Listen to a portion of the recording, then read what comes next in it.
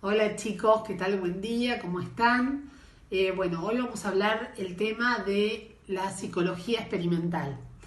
Van a dar el oral, les digo, Bermúdez Pilar, Heredia Lucila, Méndez Delfina, Montoto Brisa y Rovedielo Victoria. Bueno chicas, pasen al frente a dar el oral, por favor. Bueno, el día de hoy nos tocó hablar sobre la psicología experimental. La psicología experimental intenta examinar la relación entre el comportamiento y la mente humana, y para esto se basa en conceptos básicos como serían la memoria y la motivación en áreas como infantiles, sociales y educativas. Todos los experimentos que hace la psicología experimental son en laboratorios de investigación donde son las variables controladas. Todas las ramas de la psicología normalmente se intentan entender el comportamiento humano con relación a la mente, pero la diferencia entre la psicología experimental es que esta se basa sus resultados en variables, en experimentos con variables controladas durante un tiempo y resultados estadísticos. Para hacer esto se usan 4 principios fundamentales para que los científicos son en los que se basan para que el resultado supuestamente sea confiable. Estos serían los siguientes. Bueno, yo voy a hablar de los principios. Está el empirismo, es una teoría filosófica que enfatiza el papel de la experiencia y la evidencia, especialmente la percepción sensorial en la formación de ideas y adquisición de conocimiento. Después está el determinismo, es un concepto del psicoanálisis que parte de que todo fenómeno psíquico tiene una causa y por lo mismo también la libre elección o decisión humana, en la que la causa es la fuerza del motivo más potente o bien la situación interna psicológica determinada por todos los condicionamientos procedentes de la herencia, la biología de la educación y el carácter de la persona que decide o el inconsciente. Después está parsimonia, es la búsqueda de la simplicidad. Según este principio, las investigaciones deben realizarse sobre la más simple de las teorías. Si nos enfrentamos a dos teorías diferentes, se prefiere la teoría más básica. Y por último está la probabilidad, es también la frecuencia con la que ocurre un resultado en un experimento bajo condiciones suficientemente estables. La teoría de la probabilidad se usa extensamente en áreas como la estadística, la matemática, la ciencia y la filosofía, para sacar conclusiones sobre la probabilidad de sucesos potenciales. Bueno, yo voy a hablar de la historia de la psicología experimental, que esta surgió en 1879 con el psicólogo alemán Wilhelm Wundt, que los postulados de Wundt lideraron hasta mediados del siglo XX y la metodología de la introspección comenzó a ganar fuerza.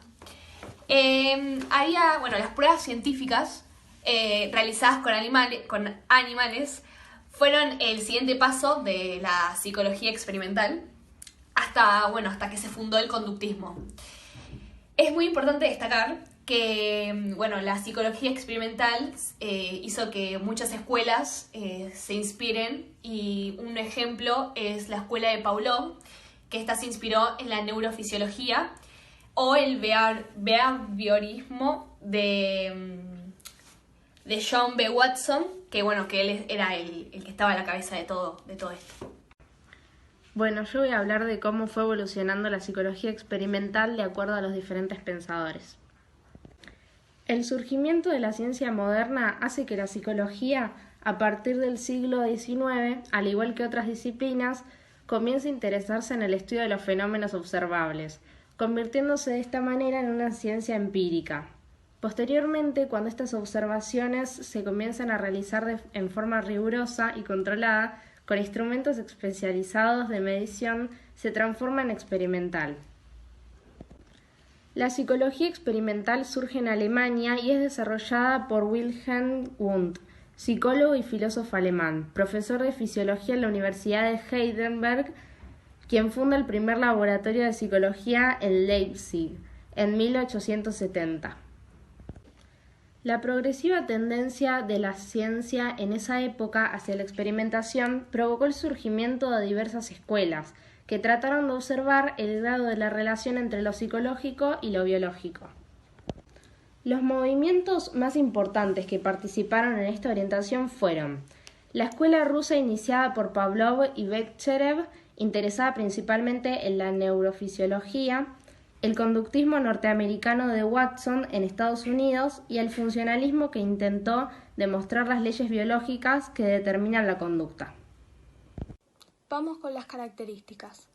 La psicología experimental se ha desarrollado fundamentalmente en el seno de 3 enfoques o paradigmas. El mentalista en la psicología de Wundt, el conductista, que llegó a considerar a la psicología como una parte de la ciencia natural, y el cognitivo. Los temas más tratados, y en los que más éxito tiene esta disciplina, se refieren a la dimensión cognoscitiva del psiquismo: sensación, percepción, atención, memoria, pensamiento, lenguaje y al aprendizaje. Es habitual señalar a Wundt como el fundador de este enfoque al crear el primer laboratorio de psicología experimental en Leipzig en 1876. La expresión psicología experimental se utiliza también para designar una parte de la psicología de Wundt. Este psicólogo consideró que los estados mentales más sencillos, como la sensación, percepción, actos del sentimiento y actos de la voluntad, podían ser estudiados con los métodos experimentales que hasta entonces se utilizaban solo en la fisiología.